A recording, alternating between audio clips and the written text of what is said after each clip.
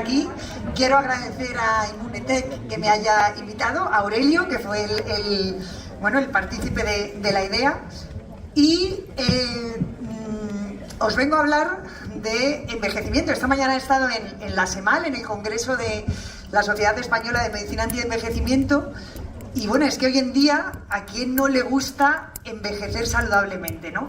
De hecho, lo he llamado rejuvenecer el envejecimiento a la ponencia. Entonces, si hablamos de envejecimiento, yo creo que hasta que me den el pasador, voy a decir pasa, porque no aparecía el pasador. Si vamos a hablar de envejecimiento, lo tenemos que definir. Entonces, cuando a mí me mandaron... Fenomenal.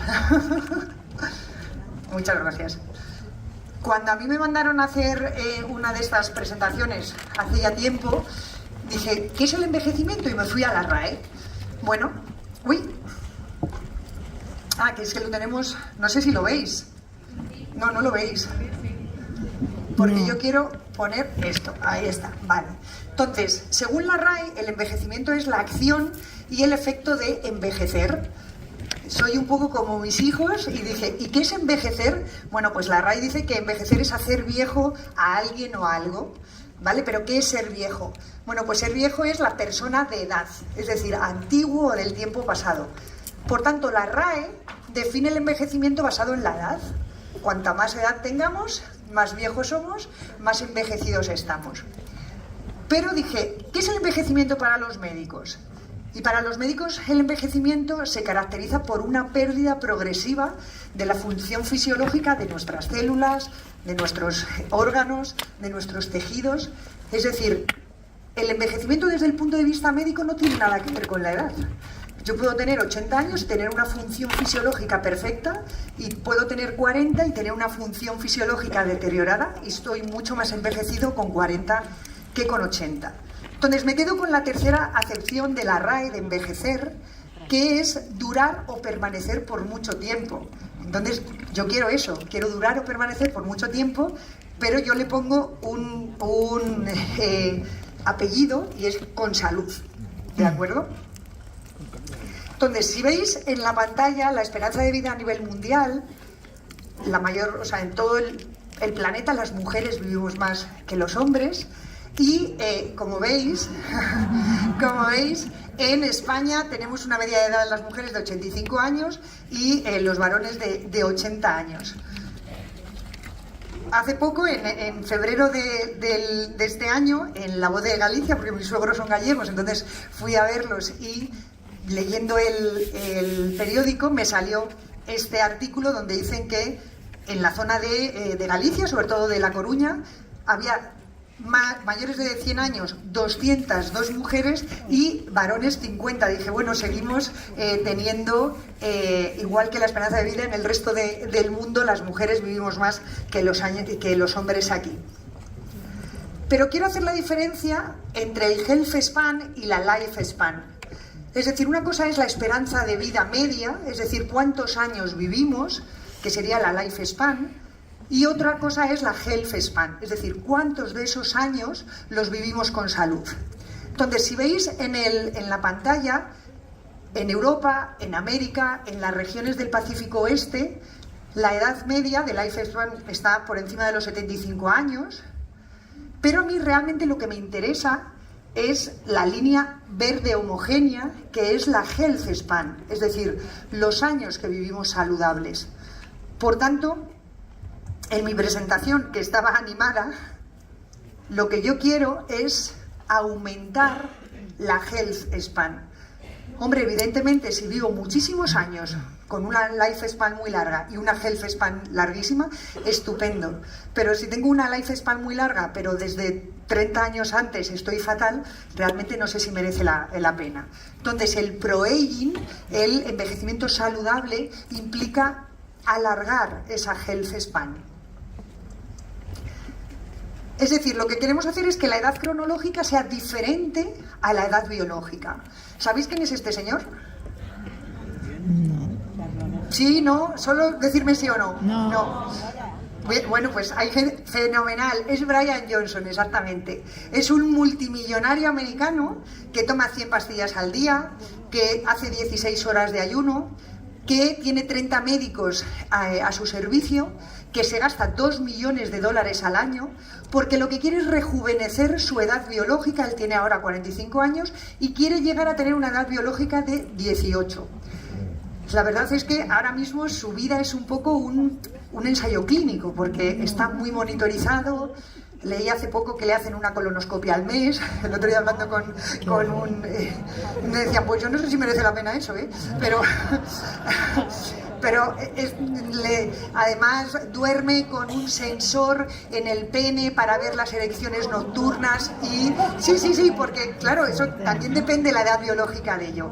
Bueno, el caso es que este hombre lo que quiere es tener una health span estupenda. Quiere seguir creciendo, quiere... ¿Qué pasó? Quiere ir cumpliendo años hasta que llega un momento que aparecen unos pequeños achaques y ya pues fallece, ¿no? Eso es lo que quiere este señor. Él se gasta $2 millones al año. Yo creo que se puede conseguir sin gastar tanto, ¿no? ¿Por qué envejecemos? Bueno, pues se lo debemos, el poder decir que envejecemos porque nos oxidamos, al doctor Hartmann. El doctor Hartmann es el padre de la teoría de los radicales libres. Y él ya casi a principios del siglo XX lo que decía es que envejecemos porque nos oxidamos, y además empezó a darle mucho papel a la mitocondria. Envejecemos porque esa mitocondria empieza a estar disfuncional y eso es lo que hace que poco a poco vayamos teniendo enfermedades y vayamos envejeciendo. ¿Y qué ocurre cuando envejecemos? Es decir, está claro que envejecemos porque nos oxidamos. ¿Pero qué es lo que ocurre? Bueno, pues eso se lo debemos a este otro doctor. Este es español, es el doctor Carlos López Otín, que en el año 2013 publicó un artículo donde describió los hallmarks del envejecimiento, es decir, los sellos que marcan al envejecimiento. 10 años más tarde, en el 2023... porque en ese 2013 describieron nueve características que marcaban el envejecimiento. En el año 2023 describieron otras 3 y al final ya tenemos 12. Y se sabe que a medida que vamos envejeciendo, pues nuestras células se les van acortando los telómeros, van teniendo problemas en la proteostasis, es decir, en la síntesis de proteínas, tenemos daños en el ADN, tenemos inflamación crónica, empieza a haber disbiosis. Es decir, se describió exactamente qué es lo que ocurre cuando envejecemos. Entre el año 2013 y el año 2023, son 10 años de diferencia, hay 300.000 artículos publicados a nivel científico que están estudiando qué es lo que podemos hacer para que ese envejecimiento se ralentice. Porque, como os digo, ese artículo del 2013 fue como el pistoletazo de salida de, si ya sabemos lo que ocurre cuando envejecemos, podemos atajar eso que ocurre, ¿no? Si no sabemos lo que pasa, no le podemos poner remedio. Por tanto, el envejecimiento es algo que nos preocupa a todos, como a todos los científicos, es decir, a todos los médicos, evidentemente a los pacientes también, pero a todos nos debe preocupar como personas, porque desde que nacemos casi que estamos envejeciendo, ¿no? Nos oxidamos porque tenemos radicales libres. Entonces podéis decir, jolines, pues que no los produzcamos. Bueno, los radicales libres sabemos que son necesarios. Son necesarios porque funcionan, entre otras cosas, como moléculas de señalización. El problema es que cuando somos jóvenes, cuando tenemos salud, esos radicales libres se eliminan rápidamente, entre otras cosas por el nivel de glutatión que tengamos, pero también por ciertas vitaminas como la A, la C o la E, que son antioxidantes. El problema es cuando esos radicales libres se producen en exceso y entonces se produce un estrés oxidativo y eso es lo que nos hace enfermar. Por tanto, ese estrés oxidativo es el mecanismo clave en muchas enfermedades. ¿Qué produce radicales libres? Pues fijaos, cuando fumamos estamos produciendo radicales libres, estamos atacando a nuestro propio organismo. También, por ejemplo, la radiación, tanto la solar o las radiaciones ionizantes. La contaminación, vivir en un sitio sumamente contaminado hace que nuestro organismo nuestros pulmones estén respirando un aire que no es sano y también vamos a producir radicales libres. La disfunción mitocondrial de la que os hablaba antes. La mitocondria es fundamental para que nuestras células funcionen correctamente porque es el orgánulo que produce la energía. Si tenemos una disfunción mitocondrial no vamos a producir energía y al final las células se van a ver afectadas. El ejercicio extremo es un productor de radicales libres. El hacer ejercicio moderado todos los días es lo mejor que podemos hacer. Y lo peor que podemos hacer es: no, yo no hago nada de ejercicio entre semana, que eso me lo dicen muchos pacientes, pero bueno, el sábado juego 3 horas al pádel. Digo, haces un flaco favor a tu organismo. Es decir, si el músculo no está adaptado a hacer 3 horas de ejercicio, te aseguro que se está oxidando en exceso. Por eso ese ejercicio extremo o ese ejercicio en alguien que no esté adaptado es un productor de radicales libres. El estrés, tanto físico como mental, también hace que nuestro organismo produzca más radicales libres. La alimentación inadecuada, el estar comiendo eso, el fast food, pues hacemos poco favor a nuestras células, ¿no? El tener inflamación crónica, es decir, cuando ya hay ciertas enfermedades, es como el pez que se muerde la cola, el estrés oxidativo nos hace enfermar, pero la enfermedad a su vez hace que generemos más radicales libres. Y los medicamentos, muchas veces el tomar fármacos para diferentes enfermedades, como decía un profesor mío en la facultad, es que realmente el fármaco es un mal menor, es decir, te están tratando unas cosas, pero te están afectando otras. Por tanto, si tenemos en cuenta todo esto, pues estamos muchas veces rodeados de factores que nos hacen tener un estrés oxidativo aumentado.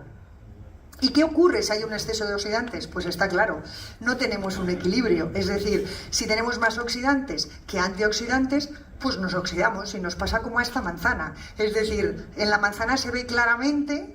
En nuestras células ocurriría lo mismo y nuestra piel muchas veces es el reflejo de nuestro interior. Hay personas que tienen una edad cronológica realmente joven, pero les ves la piel y dices, uff, como sus órganos estén como su piel, realmente está muy envejecido, ¿no?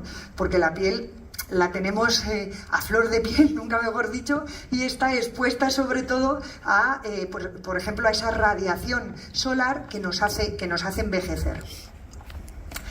¿Qué tenemos que hacer para recuperar el equilibrio? Bueno, pues está claro, tenemos que disminuir los radicales libres, aumentar los antioxidantes y de esa forma alcanzaremos el equilibrio.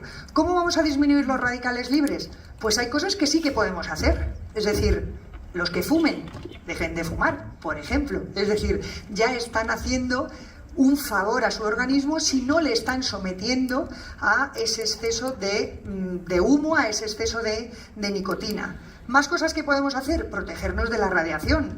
Es decir, no es malo tomar el sol, pero no es bueno a las 3 de la tarde ponerse sin protección a tomar el sol. Protejámonos. La contaminación, bueno, lo suyo sería que todos pudiéramos vivir en el campo y alejados de la contaminación, pero muchas veces eso no es posible.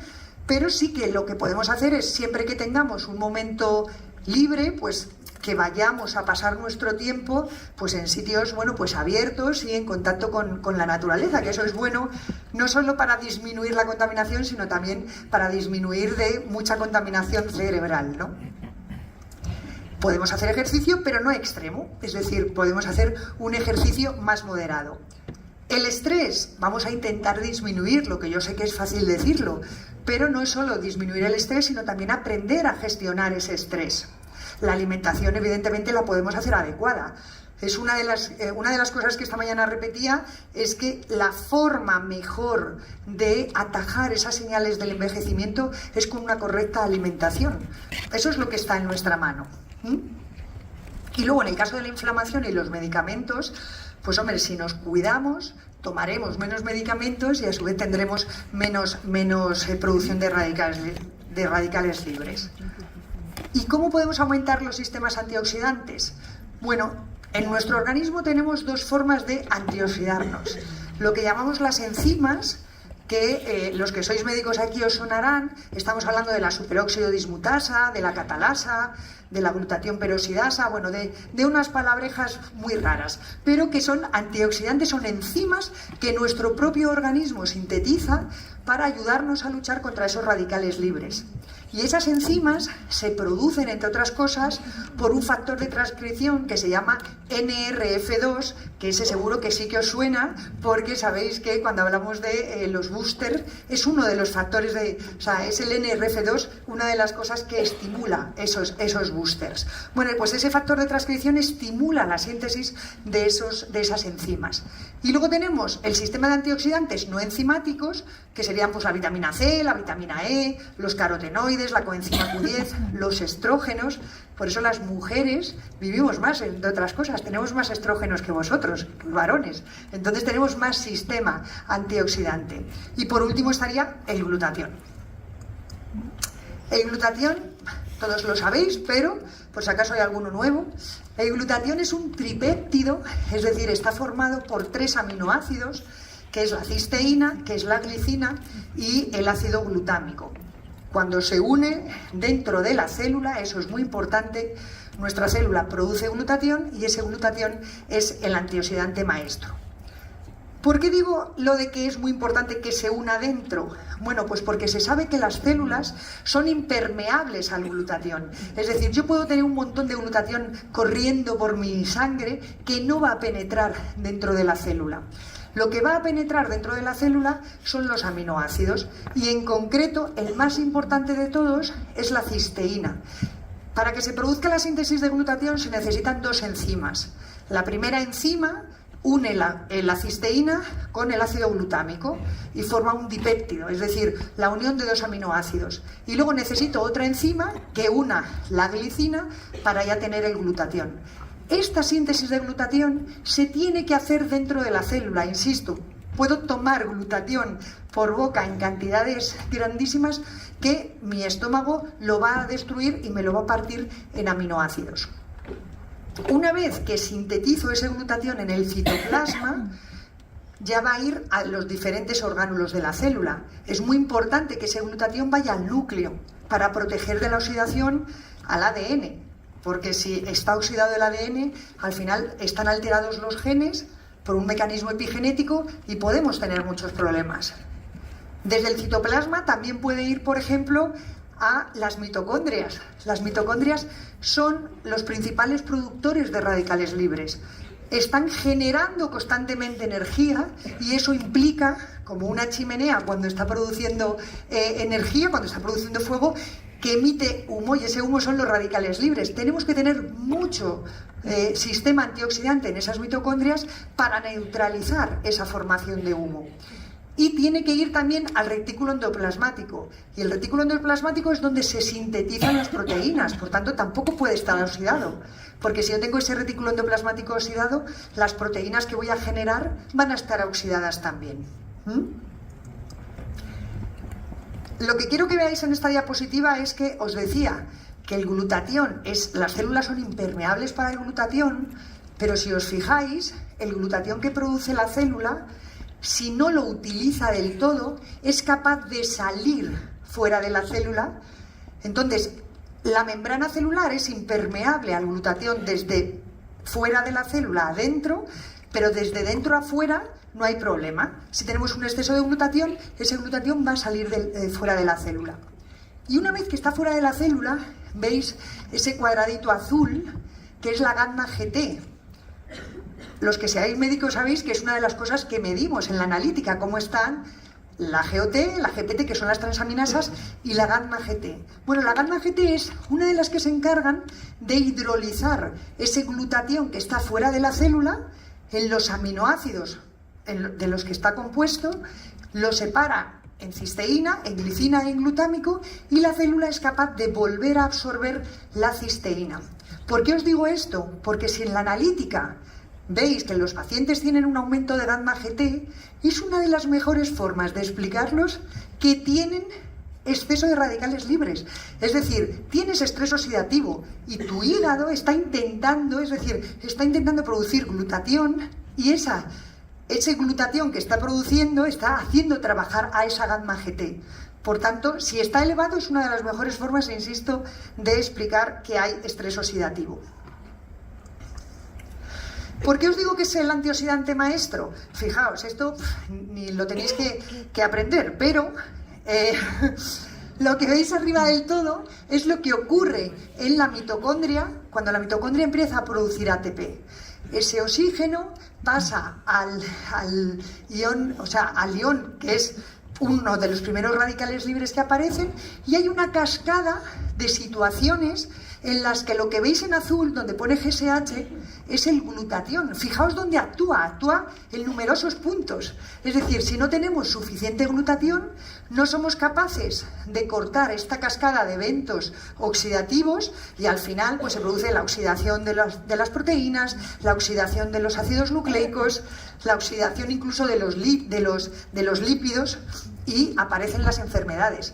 Por eso es el antioxidante maestro, porque es que actúa en numerosos escalones. Si no tenemos ese glutatión, no tenemos esos cortafuegos. Las enfermedades relacionadas con el estrés oxidativo son muchos, incluidas el envejecimiento, pero fijaos, quiero que os fijéis en esto. Las situaciones que están relacionadas con el déficit de glutatión están claramente estudiadas, es decir, el envejecimiento como tal, pero también enfermedades como el Alzheimer, el cáncer, la enfermedad hepática crónica, el deterioro cognitivo, es decir, siempre que hablamos de tengo demencia, ¿tendré Alzheimer? Bueno, el Alzheimer es una de las demencias fundamentales, el 75% de las demencias son Alzheimer, pero también hay deterioros cognitivos que pueden llegar a ser demencia sin ser Alzheimer y está implicado el estrés oxidativo. La diabetes, el HIV, la hipertensión, la infertilidad, el lupus, la esclerosis múltiple, la enfermedad de Parkinson, o sea, cientos de enfermedades están producidas o están relacionadas con el déficit de glutatión. Sabemos que según vamos cumpliendo años, la cantidad de cisteína que tenemos en nuestro plasma disminuye, pero no porque nos lo haya dicho alguien porque le ha parecido, sino porque hay estudios. Es decir, este es del año 98 y como veis la primera columna es la cantidad de cisteína que hay en plasma en las personas entre los 20 y los 29 años. De los 30 a los 69 ya disminuye la cantidad de cisteína, pero es que por encima de los 70 la cantidad de cisteína es muchísimo más bajita. Y el nivel de glutatión intracelular, esto es muy importante, si sois capaces de medir alguna vez la cantidad de glutatión, hay que medirlo dentro de las células, no me vale que te digan cuánto glutatión hay en plasma, porque ese realmente no es el eficaz es el que está dentro de las células. Bueno, pues el nivel de glutatión intracelular también disminuye con la edad. Esto es un estudio que se hizo solo en mujeres y la barra blanca, como veis, entre los 30 y los 40 años tenemos un nivel de glutatión bastante aceptable, entre los 50 y los 60 baja considerablemente y por encima de los 70 incluso está un poco más alto que entre los 50 y los 60, pero sigue estando bajito en relación a las personas por debajo de los 40. La explicación que daban en el artículo, y no les falta razón porque por encima de los 70 había también mujeres de 100, tenían más de 70, pero eran centenarias. Es que posiblemente han llegado a 100 años porque tenían los niveles de glutatión más altos. No es que según vamos cumpliendo años el glutatión aumenta, no, sino que posiblemente lleguemos a más viejos, la palabra no es más viejos, sino a cumplir más años porque tenemos más glutatión en nuestra sangre, en nuestras células, vamos. Este artículo también es muy interesante porque, fijaos, van a medir los niveles de glutatión en pacientes que tienen más de 60 años con DMA, es degeneración macular, que tienen más de 60 años con diabetes sin tener degeneración macular, más de 60 años sin diabetes ni degeneración macular, es decir, eran personas sanas, pero mayores de 60 años, y en el cuarto grupo son pacientes de personas menores de 60 años, también sanas, sin diabetes ni degeneración macular. Y lo que se demuestra es que a medida que vamos cumpliendo años tenemos menos glutatión y si tenemos enfermedad también tenemos menos glutatión.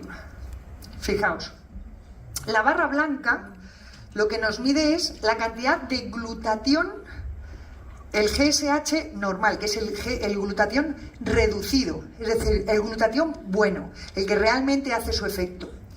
La barra negra me mide el glutatión total, Glutatión total implica cuánto glutatión reducido tengo y cuánto glutatión oxidado tengo. El glutatión oxidado no me sirve, ya es como un cartucho que ya hemos usado.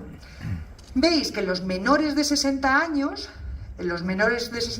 C, es decir, los controles, los que tienen menos de 60 años pero están sanos, tienen unos niveles muy buenos de glutatión reducido y unos niveles muy buenos de glutatión total. Y hay muy poquita diferencia entre el total y el reducido. Las segundas columnas, que es mayores de 60 años, controles, es decir, tienen más de 60 años pero están sanos, tienen unos niveles de glutatión reducido más bajos, la barra blanca es menor que en los menores de 60 años, o sea, tienen menos glutatión, pero en cambio el glutatión total, la diferencia es muy pequeña. ¿Me seguís, verdad? Vale. En las siguientes columnas, es que como no tengo puntero, no os lo puedo señalar. En la siguiente columna, que es donde pone ARMD, es decir, son pacientes que tienen degeneración macular y además, no, tienen diabetes, pero no tienen degeneración macular, tienen un glutatión total más bajito, y el glutatión reducido también más bajito. Y desde luego los que son diabéticos y además tienen degeneración macular son los que tienen un glutatión reducido mucho más bajo y un glutatión total más bajito.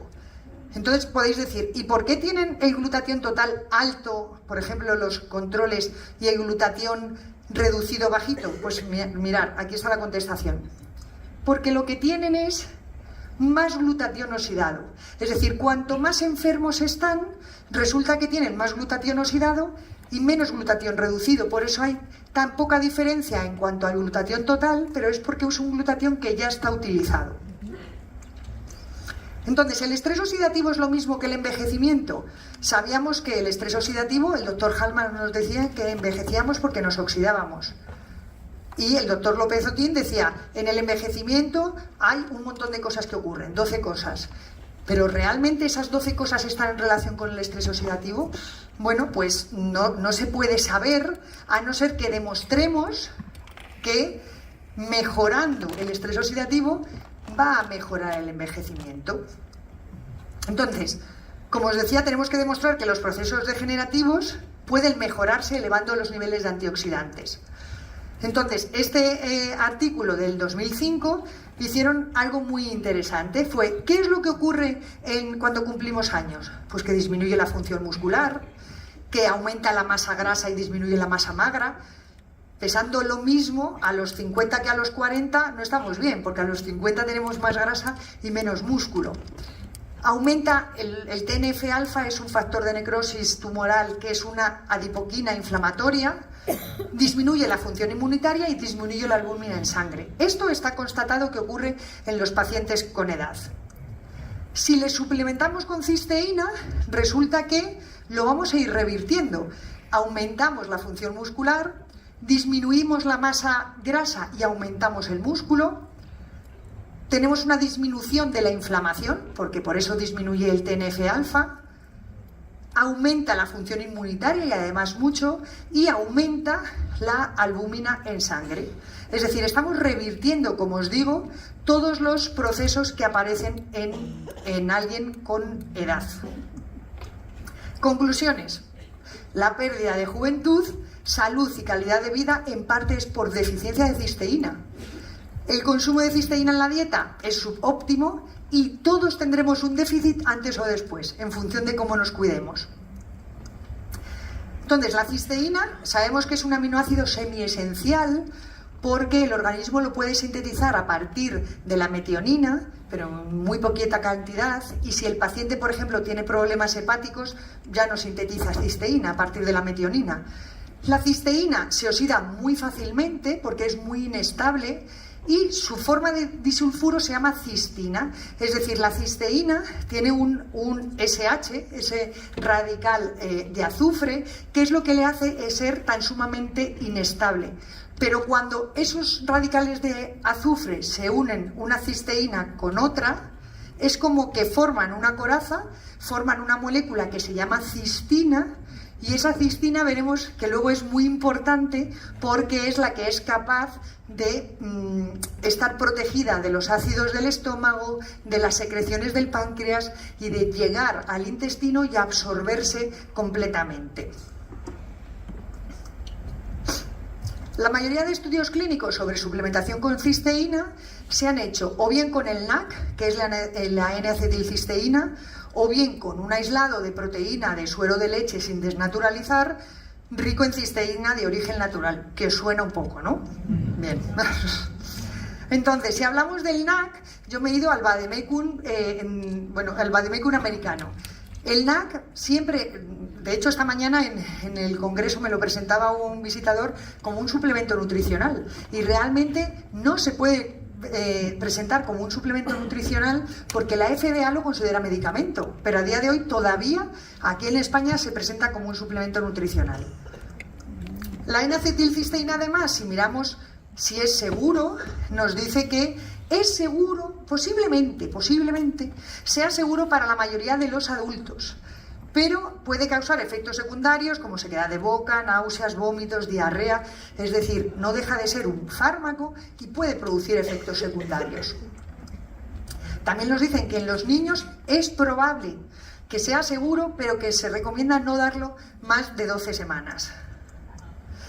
Y si vemos los posibles efectos secundarios que puede tener, vemos que en el asma nos dicen que lo demos con cuidado, que si el paciente va a ser sometido a una cirugía, que se lo quitemos porque le puede alterar la coagulación, o que incluso puede retardar la coagulación sanguínea. Entonces, si están tomando, por ejemplo, Sintrón o medicamentos parecidos, puede haber interacciones. Entonces, no es un suplemento al uso, porque puede tener efectos secundarios. El otro producto con el que se han hecho los estudios es con Inmunocal, con el aislado de proteína de suero. Sabéis que es sin desnaturalizar, que es un nutracéutico de calidad farmacéutica, con 45 años de investigación y 25 de comercialización, que está incluido en el PhysianDex Reference, que ahora os lo enseñaré, incluido en el CPS, y además que tiene, pues muchas patentes. Yo, como curiosa que soy, cuando me lo presentaron, me fui al PDR, al PhysianDex Reference, y empecé a leer, a ver qué es lo que pone. No sé si alguna vez os lo habéis leído, el PDR, pero eso es lo que pone. Tú te coges el PDR, que es como el vademecum español, y te dicen que Inmunocal es un aislado de proteína de suero sin desnaturalizar, especialmente formulado, especialmente preparado para proporcionar una rica fuente de cisteína biodisponible, que luego veremos lo que es. Ayuda al cuerpo a mantener concentraciones óptimas de glutatión, está clínicamente probado que eleva los valores de glutatión y hay varias patentes. Indicaciones y usos. Los estados de deficiencia de glutatión incluyen, pero no se limitan a HIV, hepatitis, cáncer, cataratas. Nos ponen ahí todas las enfermedades para lo que lo podemos utilizar. Contraindicaciones. Personas que tienen hipersensibilidad conocida a proteínas específicas de la leche. Solo a los pacientes que son alérgicos a la proteína de la leche. No hablan para nada de intolerantes a la lactosa. Precauciones. Personas con terapia inmunosupresora y personas con cistinuria. Es decir, como vamos a dar cistina, si tenemos pacientes que eliminan esa cistina por la orina y que tienen cálculos, antecedentes de cálculos renales por cistina, pues tendremos que tener cuidado con esa cistinuria, nos dice el PDR. Advertencias. Cada sobre tiene 9 gramos de proteína, contiene menos de un 1% de lactosa. ¿Y cómo se dosifica? Pues si tenemos problemas de salud, 20 gramos por día, o sea, 2 sobres por día.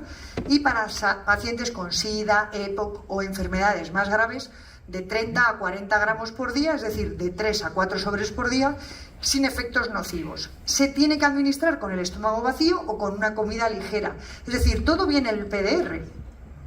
Y además nos dicen que no hay riesgo de sobredosis y que puede haber reacciones adversas tipo hinchazón y calambres gastrointestinales si no se rehidrata bien, es decir, si os tomáis el polvo casi sin agua, pues claro, al final cuesta digerirlo, o puede haber una erupción transitoria similar a la urticaria si hay una reacción de desintoxicación severa.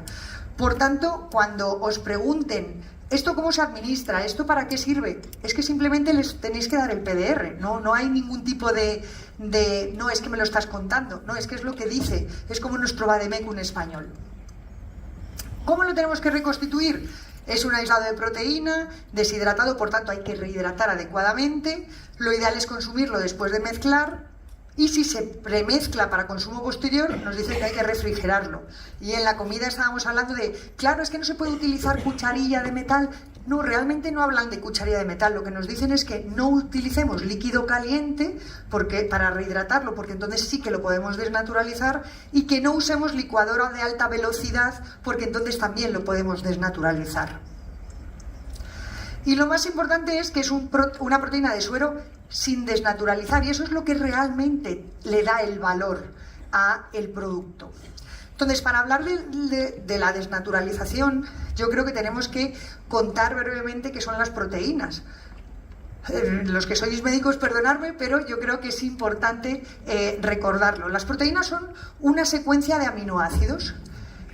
Esos aminoácidos, como os digo, se sintetizan en el ribosoma, en una parte de la célula, y se van sintetizando aminoácidos que se van uniendo como ese collar que vemos ahí.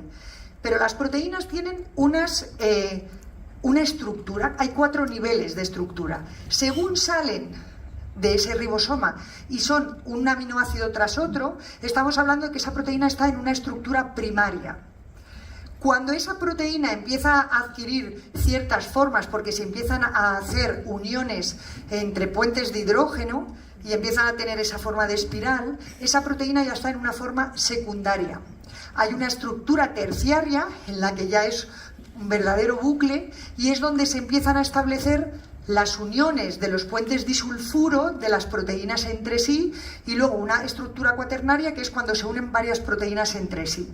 ¿Por qué os digo esto? Porque fijaos, si miramos esta tabla, que seguro que todos conocéis, de donde vemos qué proteínas tiene la proteína de leche materna y la proteína de vaca, vemos por un lado que una principal diferencia entre la leche de vaca y la leche materna es que la leche de vaca tiene mucha caseína y la leche materna prácticamente no tiene. Donde hablamos de 26 gramos por litro frente a 3,2. La diferencia es considerable.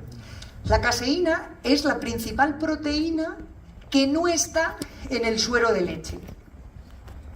Realmente las proteínas que están en el suero de leche son la beta-lactoglobulina, pero fundamentalmente las que más nos interesan son la alfa-lactoalbúmina, la albúmina y la lactoferrina. Como veis, la leche materna tiene más alfa-lactoalbúmina, tiene más albúmina y tiene más lactoferrina que la leche de vaca. ¿Por qué son estas tan importantes? Porque si nos fijamos en la cantidad de cistina o en la cantidad de cisteína que tienen estas proteínas, son las que más tienen. Por ejemplo, la alfa-lactoalbúmina tiene 8 cisteínas, que al final son 4 cistinas. Lo vais a ver mejor aquí. Mirad, esta es la composición de la alfa-lactoalbúmina, es decir, tiene 123 aminoácidos, y esos enlaces que veis, ¿ves? Cis se une con otro cis que está allá arriba. Cis es aminoácido cisteína.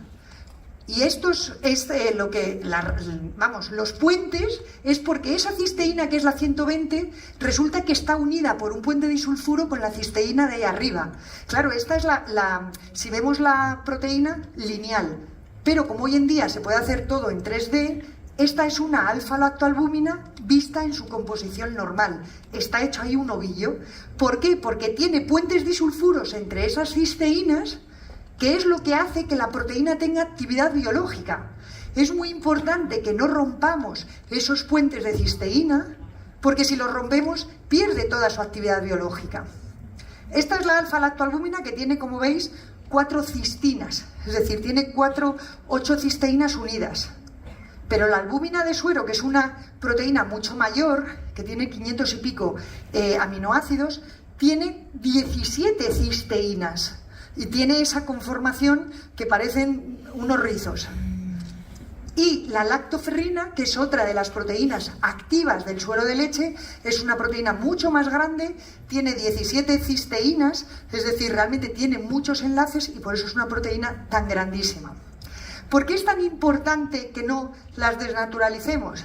Fijaos, Inmunocal está formado por una proteína de suero de leche sin desnaturalizar, que tiene esa composición, y no es que me la haya inventado yo, es que lo miré en el artículo del año 1995 donde describen qué tipo de producto estaban dando en este estudio y describen Inmunocal.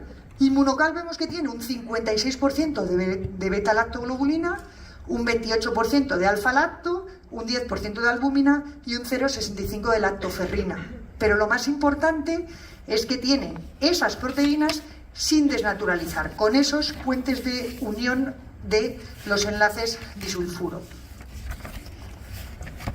Entonces, si tenemos en cuenta que la leche de vaca, es que siempre me he preguntado, ¿cuánta cantidad de cisteína estamos dando al paciente por sobre? ¿Alguien me podría responder? No, estamos hablando cuando tú tomas un sobre, le estás dando 9 gramos de proteína. Pero ¿cuántos miligramos de cisteína estamos tomando? 375. No os oigo. 375. 380 y tantos. ¿Y de dónde ha salido ese número? No, pero en el sobre no lo pone.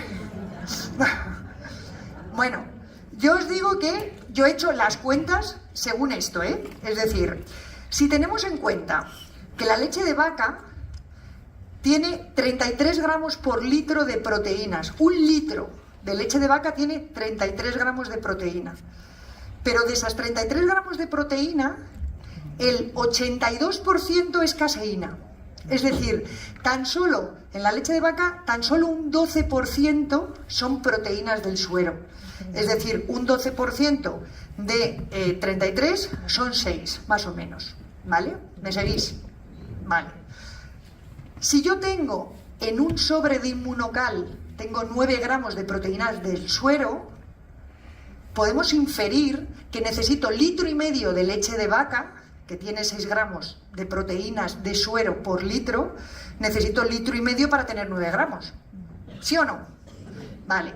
Entonces, necesito 1,5 litros de leche de vaca para obtener un sobre de Inmunocal que tiene 9 gramos de proteína.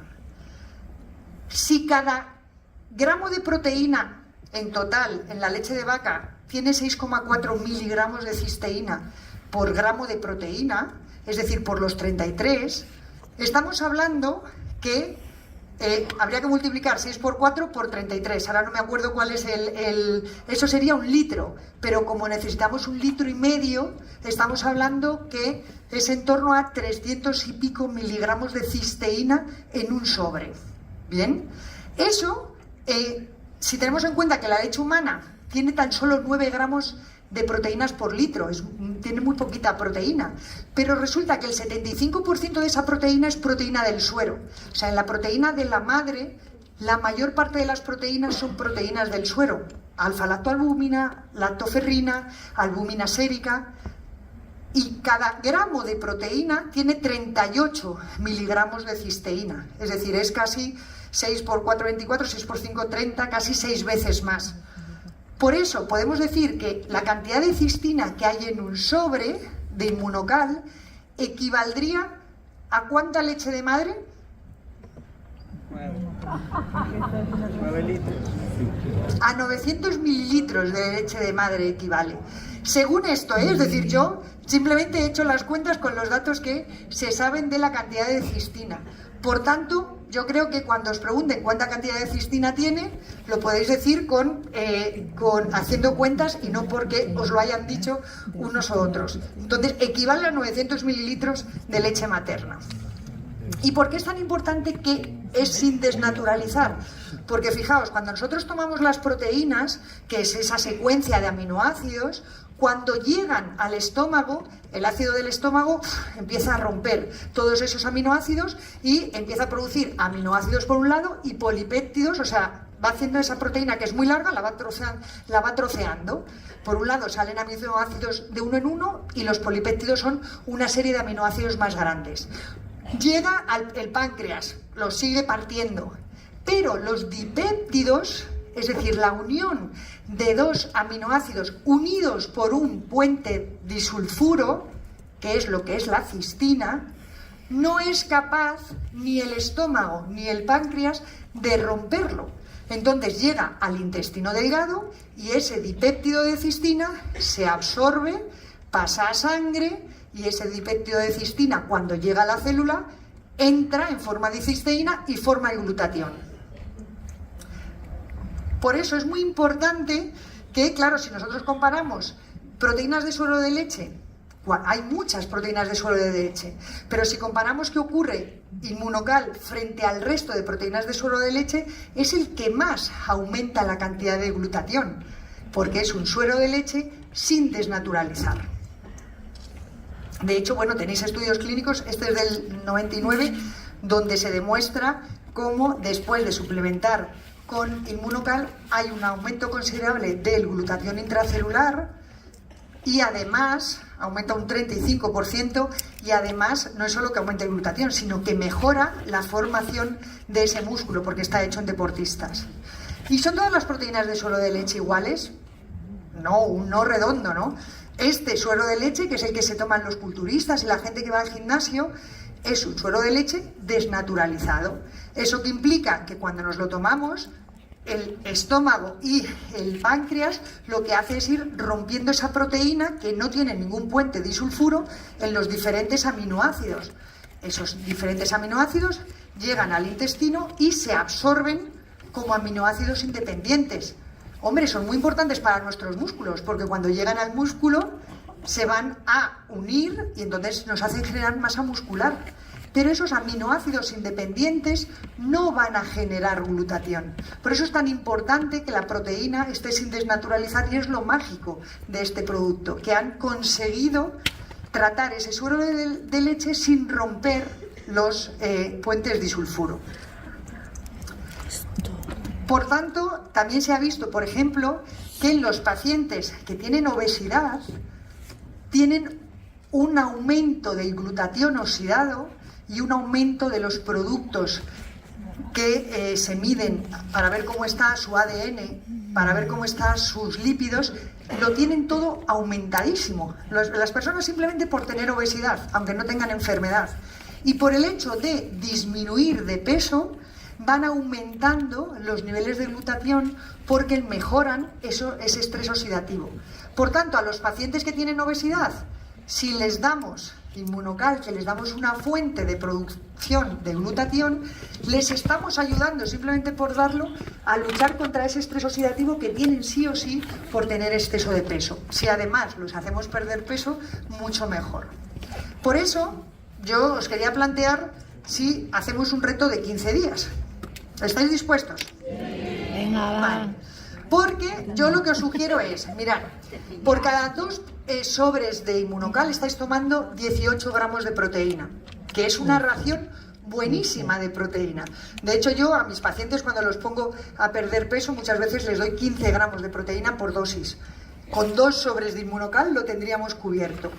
Si vosotros durante 15 días desayunáis como proteína solo 2 sobres de Inmunocal, pero no pongáis más proteína en el desayuno, y en la cena ponéis 2 sobres de Inmunocal, que serían otros 18 gramos de proteína, y en la comida hacéis una dieta equilibrada, pues una verdura, una proteína animal, en 15 días me tenéis que contar lo que os pasa. Y lo que os pasa va a ser maravilloso. ¿Estáis dispuestos a hacerlo? Se queda repitiendo. Uy, he oído un sí muy pequeño, ¿eh? Vale. Porque otra vez que nos encontremos me tendréis que contar qué es lo que ha pasado. Es decir, podemos estar dando al organismo antioxidantes y a su vez estar preservando la masa muscular y haciendo perder masa grasa. O sea, podéis combinar la Inmunocal no solo para tratar enfermedades, sino para mejorar ese exceso de grasa que todos en mayor o menor medida podemos tener. Por tanto, es momento de dudas. Si tenéis alguna duda, es hora de resolverla y si no, pues doy paso al siguiente ponente, que seguro que estáis deseando oírlo. ¿Dudas?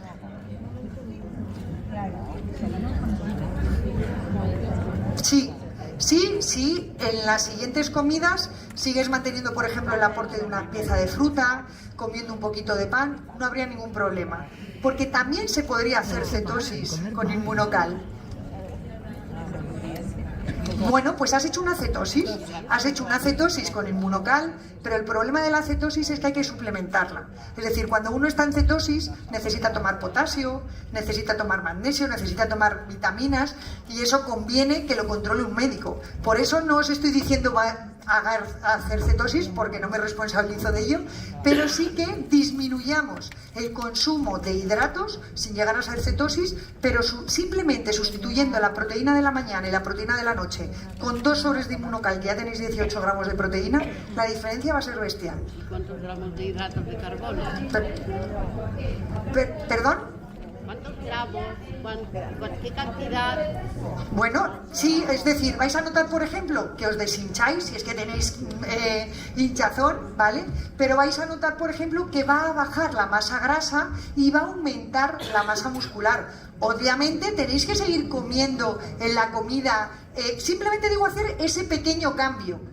Hombre, alguien que pese 40 kilos que luego coma en la comida, es decir, no estamos hablando de desnutrirnos, simplemente cambiar la proteína del desayuno y la proteína de la cena por Inmunocal, que estamos dando suficientes gramos de proteína, pero a su vez no tiene prácticamente grasa, no tiene no tiene lactosa, va a sentar bien y vais a notar mejoría no solo a nivel digestivo, sino también en vuestra composición corporal. Simplemente os invito a hacerlo, luego ya me contáis. Dime. Ah, vale, perfecto. Ah, pues... Hola, muy buenas. Hola. Quería saber si podrías explicar un poco cómo influye el Inmunocal en pacientes con Alzheimer. Y además, específicamente, mi padre tiene Alzheimer y está extremadamente delgado. Sí. Entonces, bueno, quería saber un poco cómo podría ayudarle es decir, a coger peso y otras cosas. Gracias. El Alzheimer está claro que tiene un componente de estrés oxidativo bestial. Es decir, esas neuronas... El Alzheimer se caracteriza, como te decía antes, es la demencia más frecuente, pero es que además es una demencia que tiene unas características patognomónicas, y es que nuestras células empiezan a acumular una proteína que es el amiloide dentro de las neuronas, y fuera de las neuronas empieza a haber un acúmulo de lo que se llama una proteína tau, que se van acumulando poco a poco porque la célula no es capaz de limpiarse, ¿vale? Entonces, a tu padre lo que le convendría sería tomar Inmunocal, evidentemente, porque le estamos favoreciendo la formación de antioxidantes, o sea, eliminando esos radicales libres, pero conviene, por ejemplo, que le disminuyas también un poco el consumo de hidratos, ¿vale?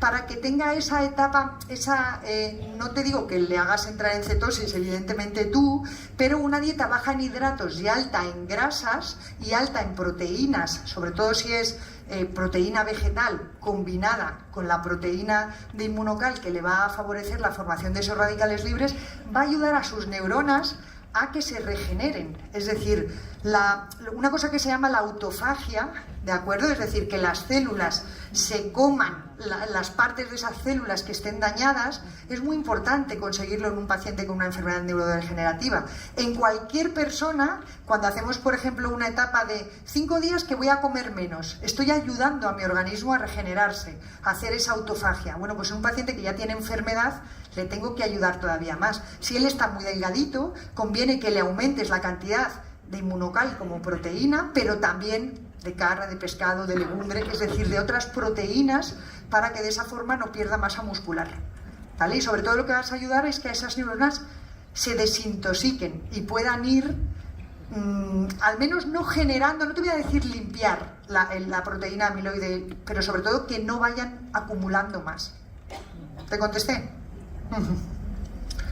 Yo, aquí. ¿A dónde? Aquí. ¿A la izquierda? Aquí, a tu izquierda. Aquí. Ah, vale, perdona. Gracias. El Inmunocal rompe el ayuno intermitente. Perdón, no te he oído. Si el Inmunocal rompe el ayuno intermitente. No. No. Es decir, si cualquiera tú solo, de ellos. si O tú, solo el regular. Bueno, el regular, yo hablo del regular, Vale. bueno, o el Platinum tampoco, porque lleva creatina y lleva iones y eso no lo rompe. El Sport posiblemente sí, seguro, y el Booster también. Pero el regular, que es solo proteína como tal, con muy poquito hidrato y muy poquita grasa, no rompe el ayuno intermitente. ¿Y el naranja? ¿El naranja te refieres al Booster? Sí. El Booster, el naranja es el que lleva la cafeína. Sí. Posiblemente sí, tendría que ver exactamente la composición, pero yo creo que, es decir, para hacer ayuno intermitente yo solo tomaría el regular. Vale, perfecto. Otra cosa, con el reto este que nos has dado, Sí, no me queda claro si es que es únicamente los 2 sobres de Inmunocal no. o si también puedes tomar un muesli, por ejemplo. Perfectamente, es decir, lo que quiero es que en el desayuno haya proteína, que si preguntara aquí cuántos de vosotros tomáis proteína en el cantidad de desayuno, proteína, vale. pues seguramente me levantaríais muy poco la mano. Entonces, aparte de tu trocito de pan, tu fruta, tu café, en lugar de no tomar proteína o tomarte una tortilla, tómate 2 sobres de Inmunocal. Vale, perfecto. Muchas ¿Vale? gracias. Nada. Aquí. Hola, buenas tardes. Aquí, Es que me da aquí, un foco y no veo nada. Pero bueno, aquí a su vale. derecha, a su derecha. Yo, lo que ha dicho usted de el ayuno ese de los 15 días, Sí. sabe usted que... No es ayuno. O sea, no es. Bueno, yo no sí, estoy a ver, diciendo sí, ayuno. no, bien, el programa este. Sí. A partir de ciertas edades, sabe usted que la presión arterial y el colesterol y etcétera Sí. están ahí dentro. Sí. ¿En qué ayuda eso? ¿En qué ayuda? Pues Sí. mire, una de las cosas que se ha visto, por ejemplo, para aumentar la health span de la que hablaba antes, de la vida, o sea, la vida saludable, sí, es que tenemos que aumentar el consumo de proteína a partir de los 50 años. Pero se ha visto que a partir de los 65 el consumo de proteína es fundamental. Y se ha visto por grandes cohortes, estudios que se han hecho en cientos de personas, que por encima de 65 años, si no tomamos suficiente proteína, la posibilidad de tener un accidente cardiovascular o se aumenta muchísimo la mortalidad. Entonces, por encima de los 65 años hay que tomar mucha cantidad de proteína. Inmunocal te puede ayudar en el sentido de que estás tomando 18 gramos de proteína sin prácticamente poner calorías y sin prácticamente poner hidrato de carbono. Estás ayudando a tu músculo a tener aminoácidos para reconstituirse y ayudando a tu organismo a producir glutatión, que es el antioxidante. Entonces, si tú tomas tus 2 sobres por la mañana, tus 2 sobres por la tarde y encima haces una alimentación, te cuidas un poco la alimentación, vas a disminuir la hipertensión arterial, el colesterol va a disminuir seguro, es decir, va a mejorar, entre otras cosas, que si tu músculo no se pierde, vas a tener menos disfunción muscular, las mitocondrias, que sobre todo las tenemos en el músculo, van a funcionar mejor y tú te vas a encontrar mucho mejor, no solo físicamente, sino las células también van a funcionar mejor. ¿Y de cara al corazón? ¿Y de cara al corazón qué problema hay? ¿Qué problema crees tú que puede haber? Yo no estoy diciendo solo tomar, es decir, a ver si me estáis entendiendo mal y mañana resulta que estáis todos desnutridos. No, yo estoy diciendo simplemente poner proteína en el desayuno y proteína en la cena en forma de, que son 18 gramos de proteína, que estoy seguro que muchos de vosotros no tomáis tanta proteína ni en el desayuno ni en la cena, ¿vale? Porque las cenas muchas veces se hacen livianas, no se toma proteína animal y es conveniente tomar en la cena también. Y de cara al corazón, el corazón es el principal músculo que tenemos, que además está constantemente bombeando, que necesita energía constantemente y que conviene que esas mitocondrias estén bien. Yo no veo ningún problema en darle proteína y quitarle radicales libres. Ningún problema. ¿Ok? Ya quiero que me cuentes qué tal te ha ido después de esos 15 días. Hola, aquí. A la derecha. Vale, varias preguntas. Los sobres son del básico para el reto este, son 2 azules y 2 azules. Bueno, también valdría el platino. Una persona anciana de casi 90 o más de 90 puede tomar Inmunocal sin problemas pensando en el riñón. Claro, es decir, si me dices por el reto este de 2-2. No. Digo, imagínate una persona de 90 años Sí. que yo le sugiero que tome Inmunocal Sí. y me dice, no, porque hay que proteger la función renal porque un exceso de proteína le podría perjudicar. Bueno, un exceso de proteína le podría perjudicar siempre que su filtrado glomerular esté mal. Es decir, si ella o él tiene un filtrado glomerular por encima de 60, que eso se ve en una analítica, podría tomar perfectamente hasta 1 gramo de proteína por kilo de peso. Es decir, que podría tomar Inmunocal. Lo que pasa es que tú imagínate que por la patología que tenga le mandas 4 sobres al día de Inmunocal, le estás dando 36 gramos de proteína. Bueno, los tendrías que descontar del resto de proteína que la persona va a comer en el día. Entonces, no hay ninguna contraindicación, lo único que tendríamos que sopesar esa cantidad de proteína. Diaria. Exactamente. Una persona con intolerancia a la proteína de la leche... Intolerancia. Sí. Definitivamente no puede tomar Inmunocal. Es decir, una cosa es alergia, No, sí. otra cosa es intolerancia a la lactosa, ¿vale? Y otra cosa es sensibilidad a la proteína de leche. Si tiene sensibilidad a la proteína de leche, yo se lo quitaría al menos 6 meses hasta que se negativizara esa sensibilidad, porque la sensibilidad a la proteína de la leche es reversible y sobre todo muchas veces viene dada porque tienen permeabilidad intestinal. Si les tratamos esa permeabilidad intestinal, le quitamos el irritante, la mayor parte de las veces se desensibilizan y entonces sí que se lo podríamos dar. Vale, última. No. Un deportista, una persona que practica deporte bastante y se suplementa pues con lo típico de los deportistas, aminoácidos. ¿Le retiramos esto si empieza el Inmunocal en las 3 versiones o en las 4? ¿O le dejamos que tome esos aminoácidos igualmente? Es que también depende de la cantidad de ejercicio que haga. Es decir, si es una persona que, como alguno de mis pacientes, ¿haces ejercicio? Sí, juego al golf 2 veces a la semana. Bueno, perdonadme los que jugáis al golf, pero hombre, mucho ejercicio no es. Pero si realmente sí que hace culturismo, quiere hacer un crecimiento, pues entonces a lo mejor tendría que tomar aminoácidos de cadena ramificada y además Inmunocal. Pero si simplemente voy al gimnasio 4 veces a la semana a hacer algo de tonificación, con el Inmunocal les bastaría. Tonificados no se contemplan, claro, en el Inmunocal. Es verdad, sí. Vale, muchísimas gracias. Nada. Buenas tardes y muchas gracias por la exposición tan increíble en tan poco tiempo. Estoy aquí. Perdona, pero no te veo. Vale, ya.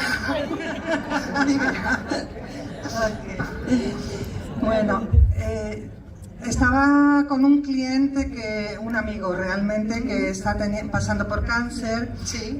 Ya tiene implicado el riñón y pues toda la vascularización estaba implicada con un quiste y ya le han dicho que le van a quitar el riñón. Sí. Le estoy diciendo de tomar Inmunocal y la mujer me decía, es que muchas de los suplementos que hay cuando están regenerando, también regeneran células cancerosas y estaban con miedo de eso. Entonces no sé cómo funciona. No, mira, diferente. una de las particularidades de las células cancerosas es que suelen tener más glutatión intracelular, porque son tan listas que se generan glutatión como para intentar protegerse.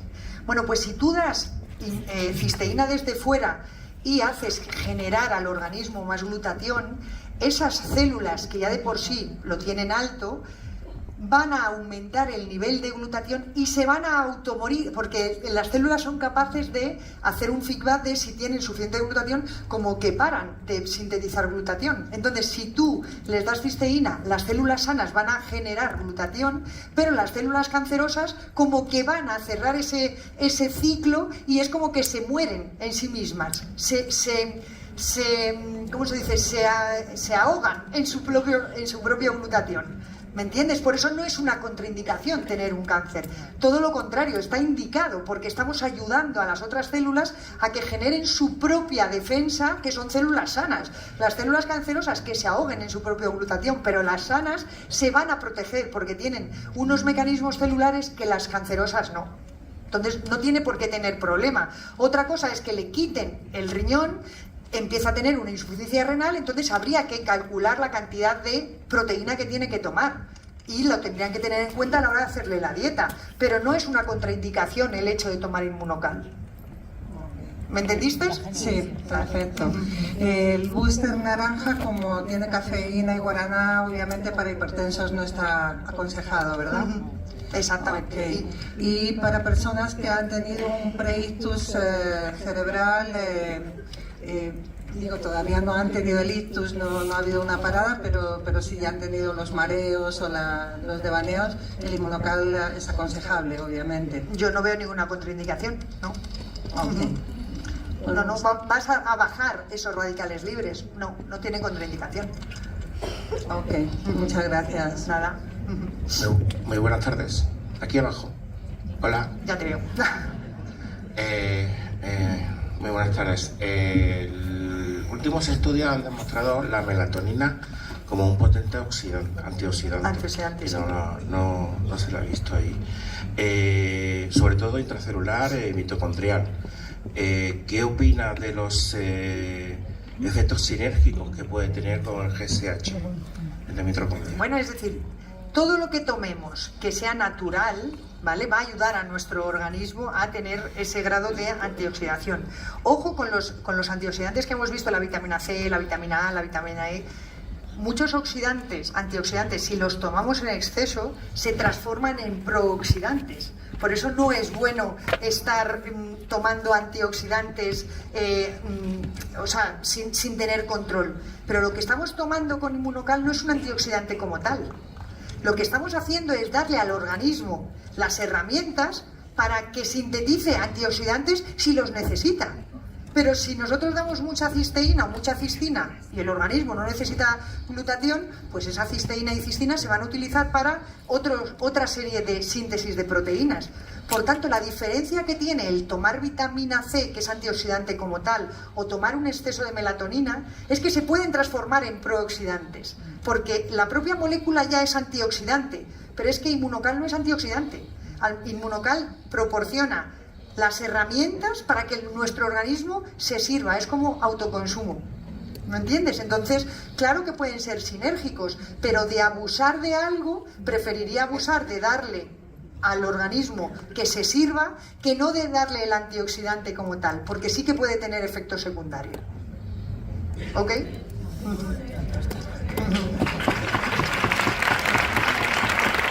¿Más dudas? Pues... dime.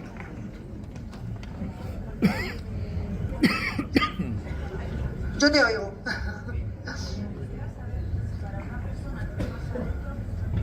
Sí. No.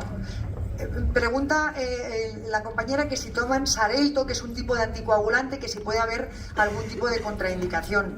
Incluso con el Sintrón no habría contraindicación y el Sintrón sí que se altera por la medicación, pero el Xarelto es que no tiene nada que ver con lo que comamos, ¿vale? Entonces, incluso pacientes que están tomando Sintrón podrían tomar Inmunocal, lo que pasa es que habría que dárselo, es decir, el problema de los pacientes anticoagulados con Sintrón es que les cambiemos de un día para otro su alimentación. Entonces, claro, como que les desbaratamos.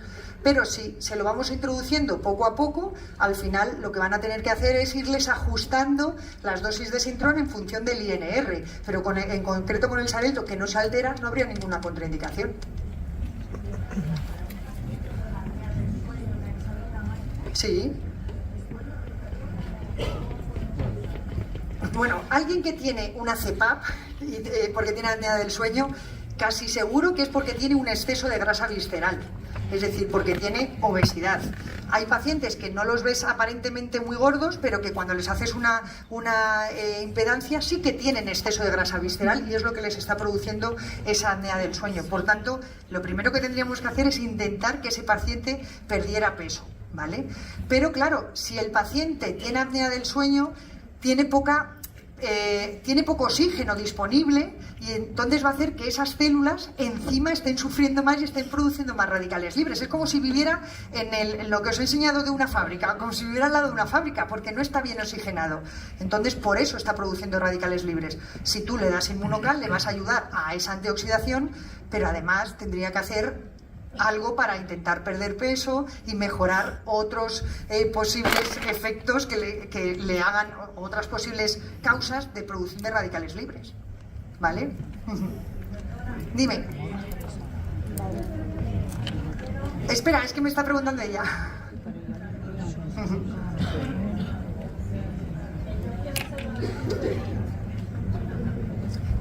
Dime. Sí.